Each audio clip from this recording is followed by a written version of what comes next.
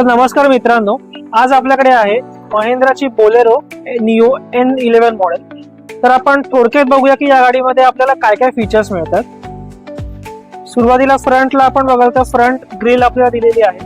महिंद्राची जी family look जो आहे तो आपल्याला या ग्रिल मध्ये मिळून जातो।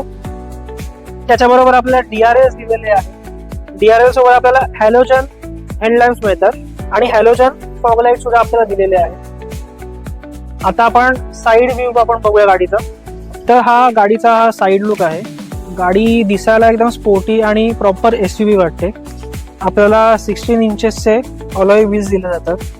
त्याचबरोबर 180 mm चा ग्राउंड क्लिअरन्स जो खड्ड्यांमध्ये आणि कुठल्याही ऑफरोडिंग पोर्शन मध्ये चालवायला खूप इझी पडतो।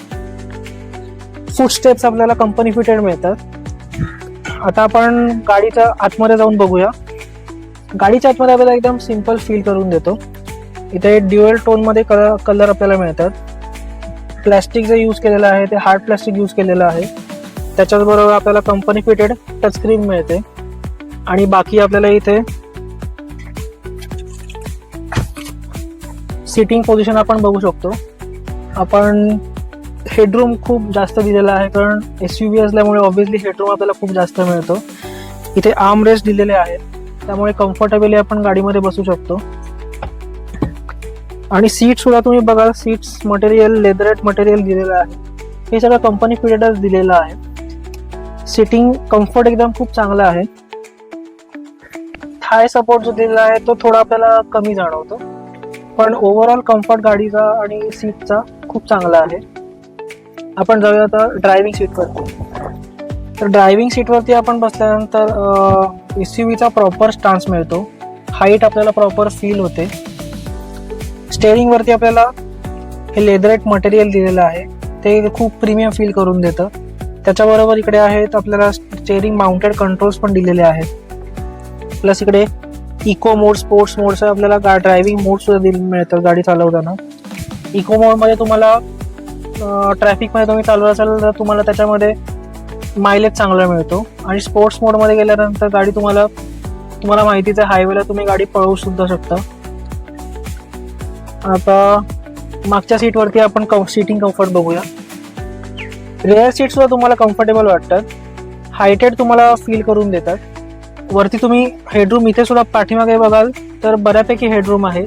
माझी हाईट अराउंड 5'7" पर्यंत आहे आणि वरती एक 5'10" पर्यंतचा माणूस आरामात इकडे कम्फर्टेबली बसू शकतो। प्लस इकडे 3 जण आरामात बसून कुठेही लॉंग टूरला वगैरे जाऊ शकतात। थाय सपोर्ट सुद्धा मागच्या सीटला चांगला दिलेला आहे आणि लेग रूम सुद्धा बऱ्यापैकी इकडे दिलेली आहे। आता आपण पाठीमागे जाऊया। पाठीमागे आपण इथे बसून बघू शकता। हे एखाद्या ऍडल्ट साठी ही जागा रेकमेंडेबल नाही आहे। जर तुमच्याकडे लहान मुलं ट्रॅव्हल करणारी असतील तर लहान मुलं, 2 मुलं आरामात इकडे बसू शकतात, किंवा एक सिंगल एकटा माणूस बसणार असेल तर तो तिकडे आरामात बसून इथे लॉंग ट्रॅव्हलला आपण जाऊ शकतो।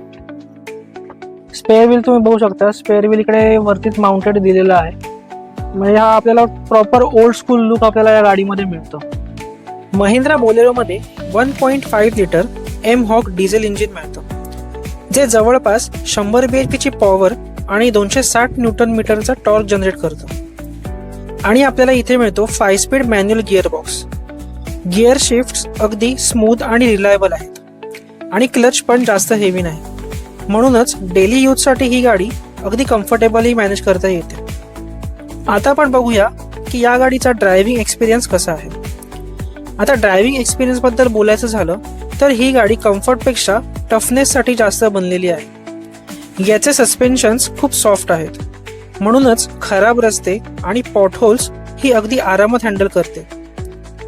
सिटीमध्ये थोडासा बॉडी रोल जाणवतो, कारण ही लॅडर फ्रेम चेसिस वरती बनलेली आहे। स्टेअरिंग लो स्पीडला थोडं हेवी वाटतं, पण हायवेवर गाडी खूप स्टेबल फील देते। गिअर बॉक्स पण अगदी स्मूथ आहे आणि डिझेल इंजिनचा टॉर्क लो RPM पासूनच मिळतो, त्यामुळे ट्रॅफिकमध्ये सारखं गिअर चेंज करावा लागत नाही। आणि सगळ्यात इंटरेस्टिंग गोष्ट म्हणजे रिअरमध्ये मल्टी टेरेन टेक्नॉलॉजी आपल्याला मिळते, जी स्लिपरी रोड्सवर एक्स्ट्रा ग्रिप प्रोव्हाइड करते. म्हणजे गावातील रस्ते असोत किंवा ऑफ रोड टाईप कंडिशन, ही गाडी सगळं आरामात हँडल करते. तर मित्रांनो, हा आता आपण एक ओव्हरऑल वॉक अराउंड व्हिडिओ गाडीचा केलेला आहे.